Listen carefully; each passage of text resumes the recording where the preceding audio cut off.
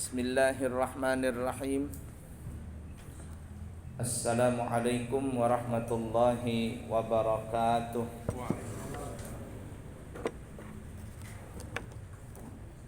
Alhamdulillahi rabbil alamin.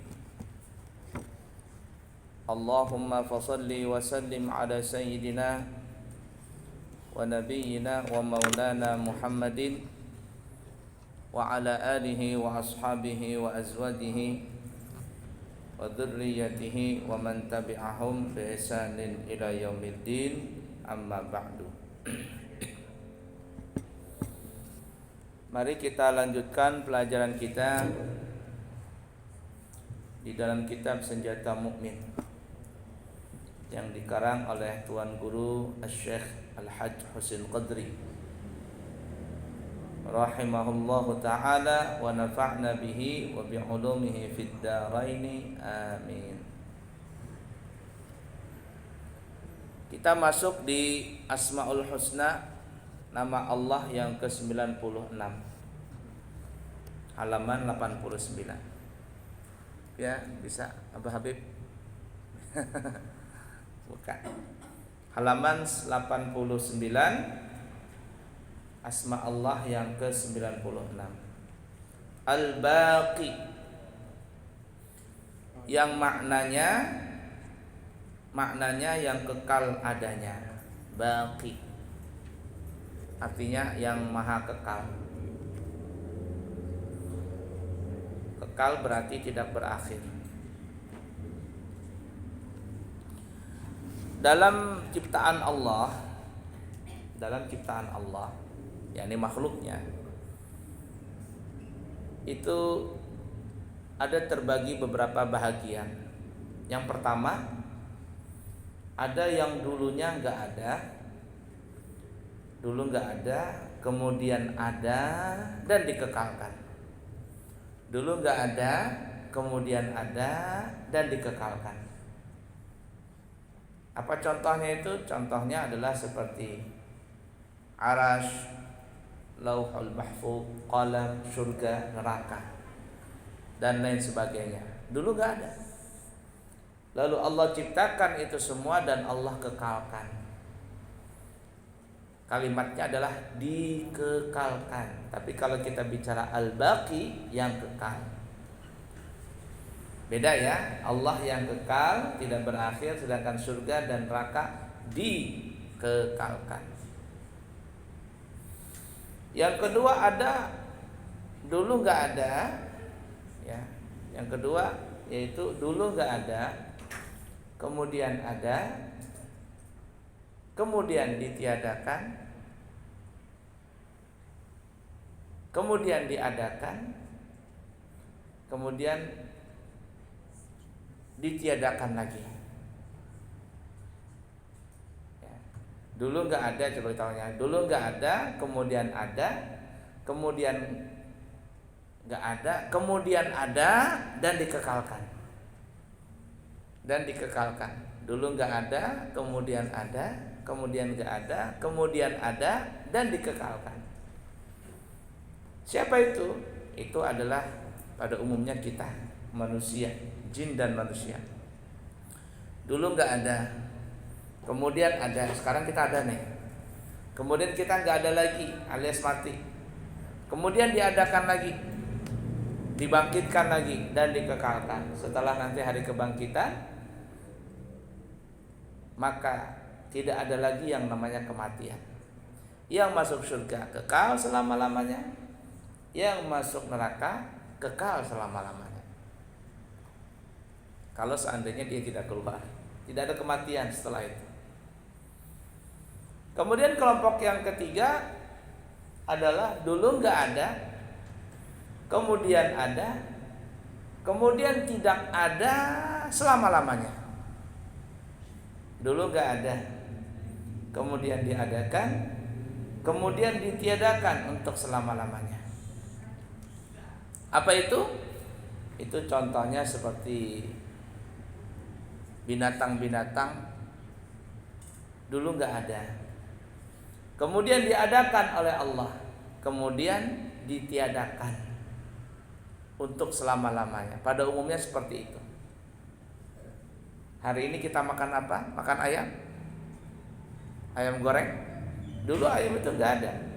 Kemudian diciptakan oleh Allah perantaraan ibu bapaknya bertelur hidup lagi. Kemudian kita potong, kemudian kita goreng, kita apa begitu. Setelah dia mati, maka selesai. Tugasnya dia di dunia selesai. Tidak ada dibangkitkan kembali. Besok kita makan ayam atau 5 bulan atau setahun lagi kita makan ayam, apakah ayam yang kemarin yang kita potong? Oh tidak. Yang kita makan akan datang itu adalah ciptaan Allah yang baru. Mudah dipaham kira-kira. Tapi memang ada beberapa binatang yang masuk surga. Sebutkan ada 10 binatang yang masuk surga yang dikatakan oleh ulama dalam kitab Dardir itu. Al-Baqarah, sapi betina. Kemudian keledai, Uzair, anak sapi Nabi Ibrahim. Kemudian kambing Nabi Allah Ismail yang kurban. Kemudian burung hudhud Nabi Sulaiman, semut Nabi Sulaiman, ikan nun Nabi Allah Yunus, onta Nabi Allah Saleh, kitmir anjing Ashabul Kahfi, dan yang ke-10 adalah Buraq yang pernah menjadi tunggangan Nabi waktu Isra dan Mi'raj. Nah, itu dikekalkan oleh Allah. Walaupun mereka mati, nanti dikekalkan oleh Allah, hidup dan dikekalkan lagi. Kemudian proses yang selanjutnya ada lagi, dulu nggak ada, ini panjang nih. Dulu nggak ada, kemudian ada, kemudian dia tiadakan, kemudian diadakan lagi, kemudian ditiadakan lagi untuk selama-lamanya. 5 prosesnya. Kalau kita kan cuma 4 tadi, nggak ada, nggak ada, kekal. Kalau yang ini 5, dulu nggak ada, kemudian nggak ada, kemudian ada, kemudian ditiadakan selama-lamanya. Apa itu? Yaitu binatang-binatang yang pernah dizalimin di dunia, yang pernah terzalimin. Salah satunya adalah sebutkan dalam riwayat hadisnya. Ini menunjukkan keadilan Allah Ta'ala. Kalau seandainya disebutkan dalam riwayat hadisnya, ada seekor kambing A yang pakai tanduk, kemudian ada kambing B yang tidak punya tanduk. A punya tanduk, B enggak punya tanduk. Lalu kambing si A ini menanduk, menyeruduk kambing si B. Dumbung. Kambing B ini tidak bisa membalas. Maka di akhirat, kata Nabi, kedua kambing ini dihidupkan kembali. Kambing A yang dulu punya tanduk di akhirat enggak punya tanduk. Kambing B yang di dunia enggak punya tanduk, di akhirat punya tanduk. Maka Allah mengatakan, wahai kambing B, kamu berapa kali waktu di dunia ditanduk sama sapi kambing A? Sekian-sekian. Oh sudah, sekarang balas. Dung. Setelah dibalas, kemudian ditiadakan lagi. Kenapa seperti itu? Kata Nabi, untuk menunjukkan keadilan Allah Subhanahu wa ta'ala. Jadi kita ini di dunia tidak bisa mendapatkan keadilan, maka jangan khawatir, kita akan mendapatkan keadilan di akhirat di hadapan Allah. Jadi kalau ada orang yang kalah di persidangan padahal dia benar, atau dia terzalimi, salamin saja sama orang-orang itu sampai ketemu di persidangan Allah Ta'ala. Selesai. Kalau kalah di dunia, salaman sampai ketemu di persidangan Allah Ta'ala. Saya tunggu kamu di akhirat. Nah itu. Kalau di akhirat tidak bisa bohong lagi. Ala kulli hal seperti itu. Nah jadi binatang itu prosesnya ada 3 kelompok ya. Ada yang dulu nggak ada, kemudian dia tiadakan secara selama-lamanya. Itu kelompok pertama yang pada umumnya kita sebutkan tadi. Yang kedua adalah binatang yang dulu nggak ada, kemudian ditiadakan, kemudian diadakan lagi untuk selama-lamanya. Itu yang 10 binatang kita sebutkan tadi. Kemudian kelompok ketiga dulu nggak ada, kemudian ada, kemudian nggak ada, kemudian ada, kemudian dia tiadakan lagi selama-lamanya. Itu contohnya seperti yang kambing A bertanduk menanduk kambing B yang tidak bertanduk. Di akhirat gantian itu. Nah bisa juga umpama itu kambing sama kambing. Bagaimana kalau manusianya menyaung kambing?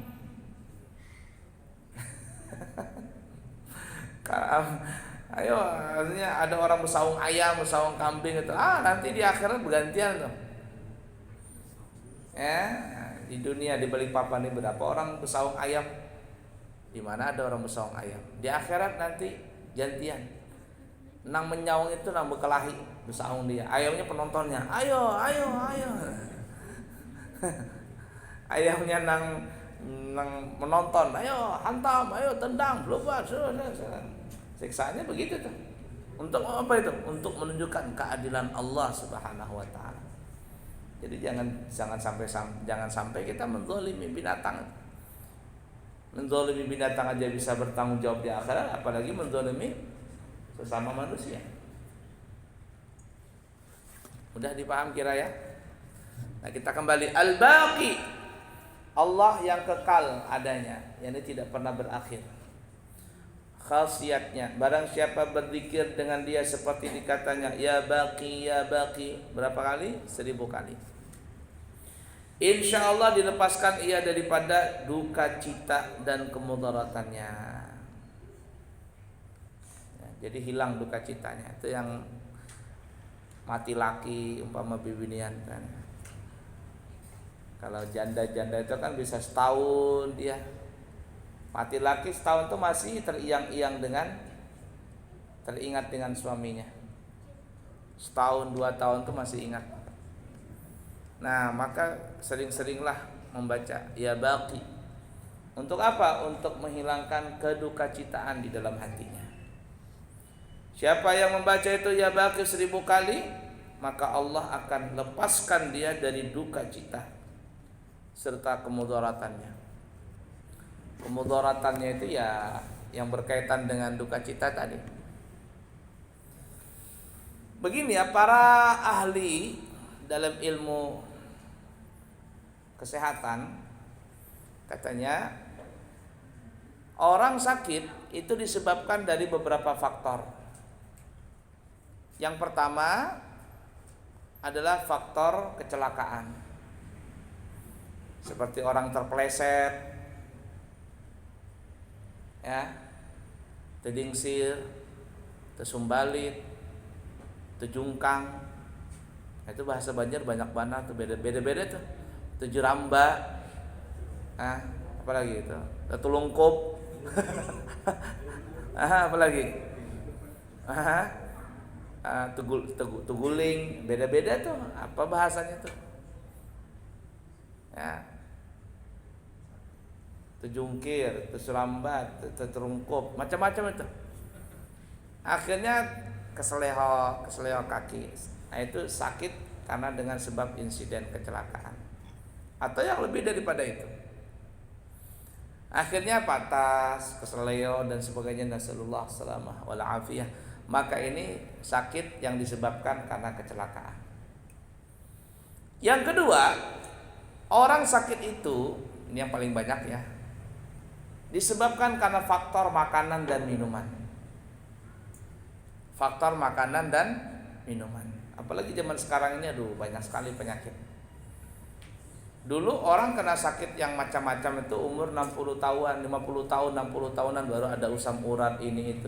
Zaman sekarang umur 30 tahun sudah bisa kena asam urat.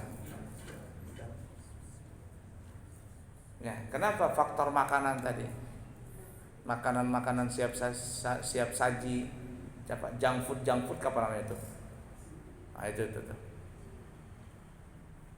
Itu yang menyebabkan penyakit. Zaman sekarang paling banyak disebabkan karena faktor makanan dan minuman. Apalagi yang berbahan zat kimia. Ada zat kimianya. Makanya ada orang berkisah kalau kalau mencari sayuran, cari sayuran yang bolong-bolong. Jadi kita kan apa? Cari sayur yang bolong-bolong. Itulah yang bagus. Itu kan dimakan ulat, itulah yang bagus. Kalau sayurnya montok, halus, itu tidak bagus, tidak sehat lah. Kenapa? Karena berarti dia itu ada pestisida atau apa begitu. Nah, macam-macam ya. Nah, ulat aja nggak mau makan, kita nang makan. Itu yang jadi penyakit. Jadi kalau mau cari sayur yang agak bolong gitu. Tapi jangan terlalu bolong-bolong banget. Artinya yang ada ulatnya itu berarti masih wajar, itu sehat. Nah, kemudian yang ketiga, orang sakit itu disebabkan garis keturunan. Ya, makanya dalam Islam itu ya, walaupun dibolehkan tapi para ulama melarang. Walaupun boleh dalam syariat tapi ulama kalau bisa tinggalkan itu. Apa itu? Menikah dengan sepupu sekali.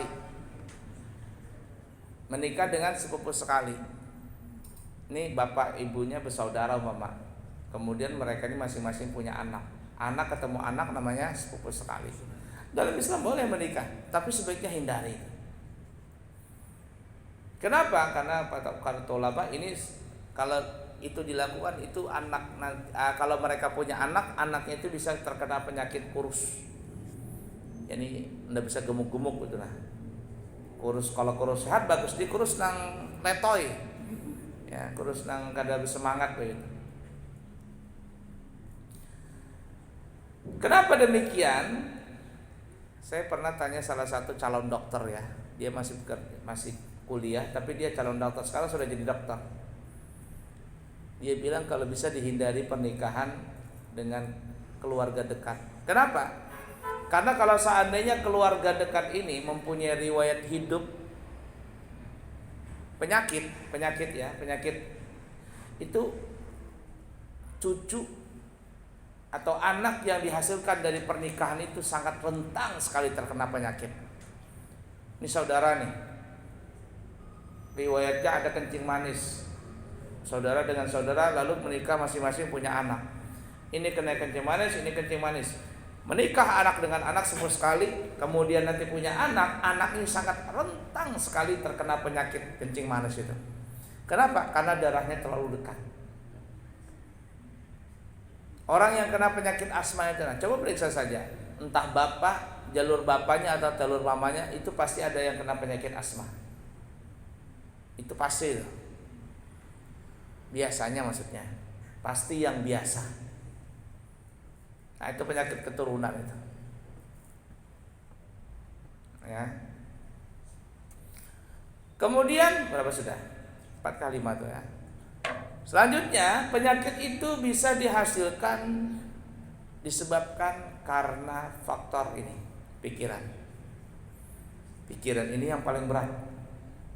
Bahkan penyakit itu yang penyebab paling berat adalah pikiran. Ada orang dicek darahnya, tinggi banget tekanannya katanya. Tekanannya tinggi. Tapi ketika dia makan santai-santai aja.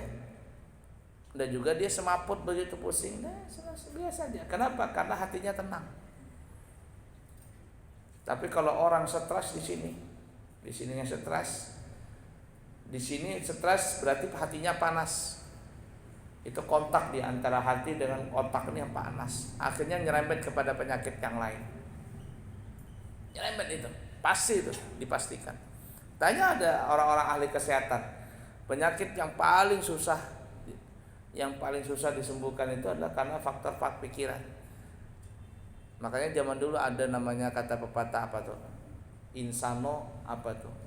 Masnopiano apa istilahnya? Di dalam jiwa yang sehat, dalam tubuh yang sehat terdapat jiwa yang sehat, gitu kan? Nah itu, saya insana aja. Di dalam tubuh yang sehat terdapat jiwa yang kuat, jiwa yang sehat. Mental itu harus kuat. Coba kalau nggak percaya, mohon maaf nih ya, kenapa orang gila itu aman-aman aja dia? Orang pakai masker, dia nggak pakai masker. Nggak ada kita dengar dalam corona orang gila mati. Pernah nggak? Makannya sembarangan, sehat-sehat aja dia. Kenapa? Karena happy dia. Orang gila tuh happy terus. Katanya dia sakit, ya sakit. Tapi dia happy. Senyum dia. Nggak ada pikiran dia. Aneh kan ya? Orang yang sehat, yang norm, yang nggak gila banyak mati ya. Orang gila nggak mati-matinya. Di jalanan tuh bergelimpangan dia. Biasa aja.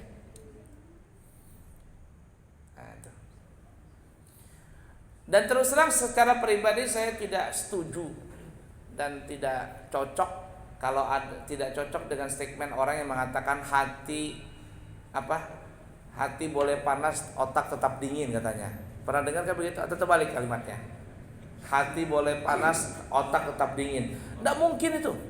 Kalau orang hati panas, otak dingin bisa stroke itu. Itu pasti kontak tuh, hati panas, otak panas. Nggak mungkin hati panas, otak dingin itu nggak mungkin. Menurut saya nih, nggak mungkin. Orang panas ininya karena di sininya panas, di sininya dingin, pasti di sininya dingin. Dia bisa meredam di sini, naik ke atas bisa teredam. Rasanya nggak mungkin hati panas ini tetap dingin. Aduh, nggak bisa tuh. Perasaan nggak mungkin. Kalau dia tahan begitu, kena stroke dia. Kan ada juga orang panas di sini, dia tahan itu. Akhirnya dendam dia. Dan dendam. Sekali dendam, udah bisa melampiaskan dendamnya, stroke dia, mati dia akhirnya. Nah, itu ya. Kemudian ada lagi orang kena penyakit yang terakhir ya, adalah istilahnya non medis. Non medis ini ada penyebabnya terbagi dua. Yang pertama adalah karena faktor kejahatan, yakni disantet orang, di parang maya orang, guna-guna orang, stres, dia kena penyakit itu. Dan itu kata dokter non medis, nggak bisa diperiksa sama medis. Bagaimana mungkin ketika diperiksa dilihat di mikroskop, di dalam perut ada paku, ada macam-macam. Naudzubillah min dzalik, nasallallahu alaihi. Faktor tadi non medis tadi itu ya karena gangguan jin, kiriman orang dan sebagainya. Nah, itu karena orang berbuat jahat. Tapi ada juga orang faktor non medis itu karena kualat. Kualat sama orang tua, kualat sama guru, kualat sama para habaib, itu bisa itu karena itu. Kualat sama para ulama, bisa terkena penyakit yang seperti itu. Nah, itu ya. Nah, untuk menghilangkan stres tadi, maka Al-Hajj Tuan Guru Husain Qadri menyarankan bacalah 1000 kali Al-Baqi, maka niscaya Allah akan menghilangkan duka citanya dan juga kemudaratannya.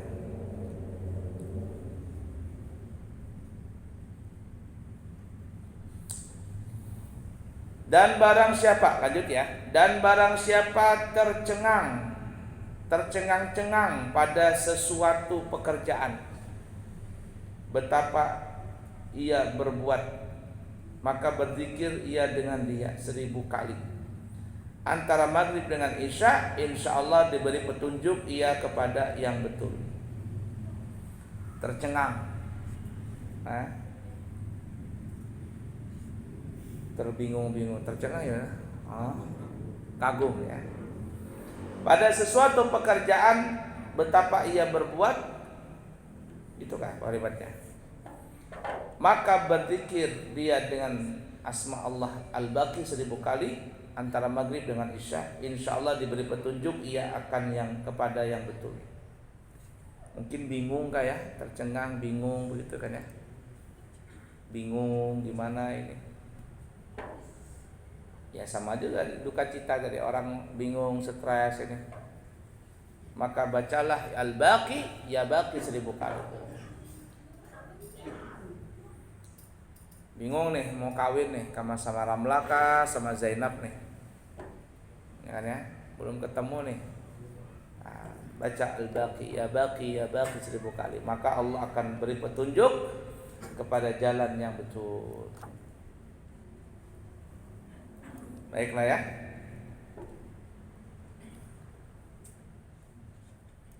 Tercengang-cengang pada sesuatu, canggung ya, bisa juga canggung, bingung ya. Baik. Kita pindah ke asma Allah yang ke-97, Al-Warith. Al-Warith itu maknanya yang kembali kepadanya sekalian makhluk. Yang kembali kepadanya sekalian makhluk, yang mewarisi, asal katanya waris yang mewarisi. Yang kembali kepadanya sekalian makhluk. Khasiatnya, barang siapa berzikir dengan dia seperti dikatanya ya waris ya waris, dahulu daripada timbul matahari tiap-tiap hari 100 kali, insya Allah tiada memberi mudarat akan dia oleh sesuatu pada jasadnya daripada timbul matahari ya. Artinya siapa yang membaca Al-Waris ini sebelum timbul matahari, dahulu dari timbul matahari, sebelum timbul matahari. Bahasa Banjar itu kadang kalau nggak paham ya tadi membingungkan. Artinya dahulu timbul daripada timbul matahari, sebelum timbul matahari. Jadi habis sholat subuh gitu ya, tapi sebelum timbul matahari sudah mulai terang, tapi belum timbul matahari, baca 1000 kali, 100 kali, insya Allah tiada memberi mudarat akan dia oleh sesuatu daripada jasadnya. Jadi kalau umpama ada hendak berjalan kemana begitu ya, baca ini, insya Allah tidak ada yang mengganggu akan dirinya. Lewat di padang penyamun atau begal atau apa itu, baca ini, maka Allah akan jaga dirinya, tidak ada yang mengganggu jasadnya dia. Banyak ya kita amalan ya, ada yang untuk penyakit, untuk sembuh penyakit maksudnya, ada yang untuk rezeki, ada untuk penjagaan, ada untuk apa kemarin tuh, dalam hubungan badan ada juga tuh. Apa kemarin, yang mana tuh yang hubungan badan tuh? Pak Hamdani gak ikut kemarin tuh. Nah itu halaman berapa kemarin tuh? Ya Nafi'. Nah, itu Pamdani, barang siapa berzikir dengan dia, dengan hatinya ketika jima dengan istrinya, insya Allah kasih istrinya, dia kasih yang bersangatan, dan diberi akan dia daripada dia akan anak yang soleh. Jadi berzikir ketika berhubungan, bacanya ya Nafi', ya Nafi', ya Nafi', ya Nafi', sampai selesai hubungan badan tadi.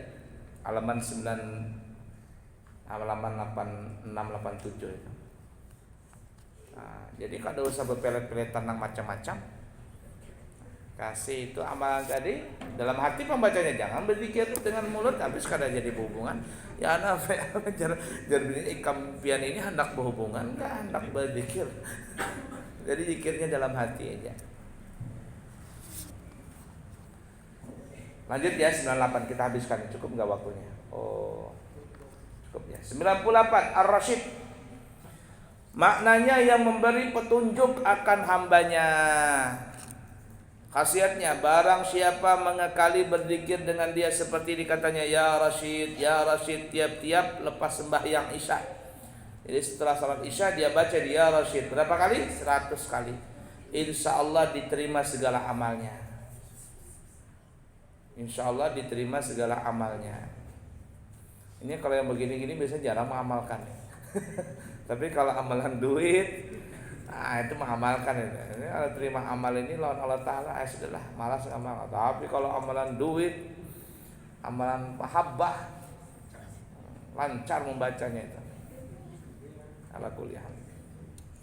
Lanjut ya, As-Sabur terakhir 99, asma Allah yang ke-99. As-Sabur, yang sangat sabar. As-Sabur, orang yang sangat sabar. Zat yang sangat sabar. Barang siapa, khasiatnya, barang siapa berzikir dengan dia seperti dikatanya ya Sabur 100 kali, pada tiap-tiap hari dahulu daripada timbul matahari. Yani sebelum timbul matahari. Sudah mulai terang tapi matahari belum timbul. 100 kali bacanya, ya sabur. Insyaallah tiada mengenai akan dia oleh bala pada hari itu. Jadi tidak ada yang mengganggu dia, terhindar dari bala. Ya sabur, ya sabur. Setelah salat subuh agak terang sudah harinya tapi belum timbul matahari. 100 kali. Maka Allah akan jaga dia daripada bala. Dan barang siapa membanyakkan berzikir dengan dia, insyaallah diberi akan dia sabar yang elok. Jadi kalau ada orang yang pemarahan dan sebagainya, banyakin ya sabur, ya sabur, ya sabur. Maka Allah akan memberikan hatinya sabar dalam menghadapi ujian apapun juga. Selesai ya? Berapa menit lagi? 9. Lanjut ya, dikit lagi ya. Faidah bismillah. Faidah bismillahirrahmanirrahim. Ini bismillahirrahmanirrahim nih. Faedahnya apa? Setengah daripada khasiatnya, yakni membaca bismillah. Barang siapa membaca bismillahirrahmanirrahim ketika tidur sebanyak 21 kali, insyaallah aman sentosa ia daripada malam itu dari gangguan syaitan dan daripada mati terkejut dan daripada pencuri. Nah, itu jadi khasiatnya itu. Bahkan ada yang mengatakan satu kali napas 21 kali itu.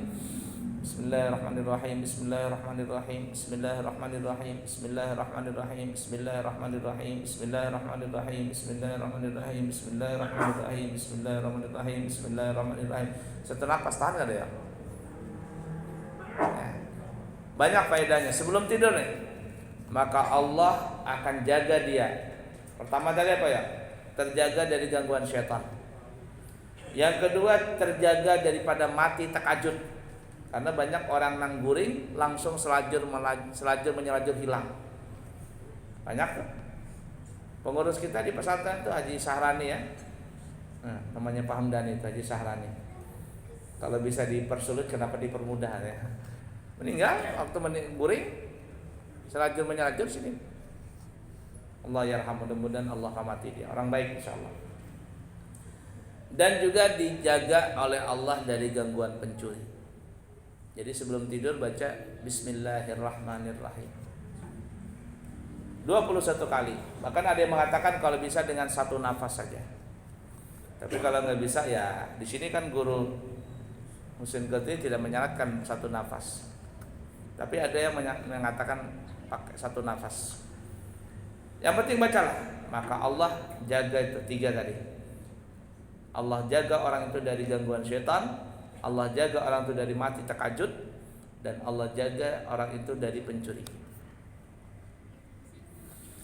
Dan barang siapa membaca bismillahirrahmanirrahim sebanyak hitungan hurufnya dengan hisab jumal, dengan hisab apa ini? Jumlah. Dengan hisab jumal yaitu 786. Huruf bismillah itu ada berapa? Ada 19 ya. 1 2 3 4 5 6 7 8 9 10 11 12 13 14 15 16 17 18 19. 19 huruf dijumlahkan kalau bisa jadi 786 ini. 19 kali 19 berapa? Nah, coba hitung 19 kali 19. Mungkin dihitung kali 19 ya. Hitungan hurufnya dengan hisab jumal. Ada kalkulator, coba hit 19 kali 19 kali 19 berapa? Ada hitungannya? Ada? Dapat, Saji. 19 kali 19 berapa? Ada hitung? Hitung. Betulkah 786? Hah? 361. Kok jadi 780 ini maksudnya gimana ya? Hah? Oh, mungkin wafak itu ya.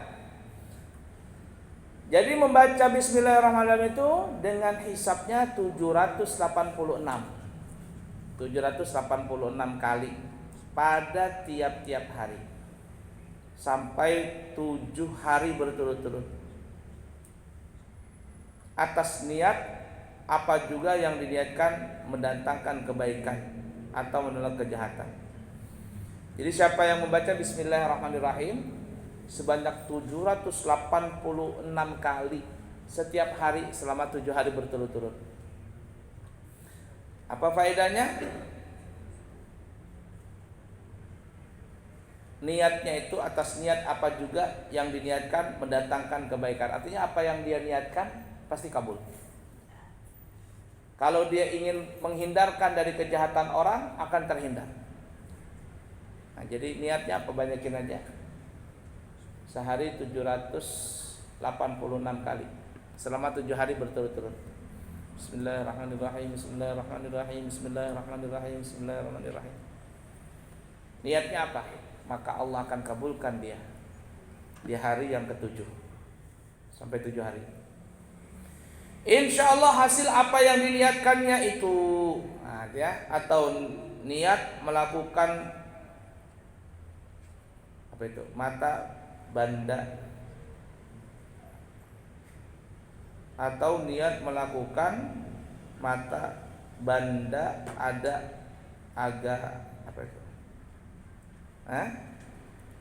atau niat melakukan mata benda ada agak apa itu, gangan, gangan, dagangan, atau niat melakukan mata benda dagangan. Jadi yang berdagang ini, dagangan ini baca ini 786 kali untuk dagangannya dia. Maka bahwasanya ia akan laku dengan izin Allah. Dagangannya laku. Siapa yang berdagang nih? Ada yang berdagang sini? Nah, amalkan. Biar berdagang namanya. Ada. Nah, siapa berdagang? Nah, kalau PNS Pak. Nah, berdagang-dagang nih yang menjual macam-macam ya. Nah, baca ini 786 kali dengan niat untuk melakukan dagangannya, di dagangannya, maka insya Allah akan laku dagangan itu dengan izin Allah. Cuman ingat 7 hari berturut-turut membacanya, setiap hari bacanya 786 kali. Wallahu a'lam bishawab. Bikin lagi khatam ya. Ini kalau khatam ini kita berselamatan maunya ini. Ya, kami bahas itu kalau selama khatam kita di pesantren itu berselamatan. Selamatan apa kan? Nukar ayam selamatan lawan guru kan, menghadiahkan pahalanya lawan pengarang supaya berkah.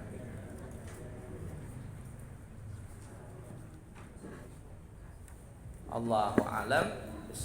Cukup dulu ya. Semoga ada manfaatnya. Subhanakallahumma wa bihamdika asyhadu an la ilaha illa anta astaghfiruka wa atubu ilaika wa akhiru kalam. Wassalamualaikum warahmatullahi wabarakatuh. Allahumma inna nastauduka hadhihi al-ma'lumat ma ta'allamna min ulumiddin fa'arji'ha ilayna kullama nahdaj ilayha waj'alna min al-'amilin bima 'allamtana. Wa sallallahu ala sayyidina wa maulana Muhammadin wa ala alihi wa sahbihi wasallam. Walhamdulillahi rabbil alamin. Taqabbalallahu minkum.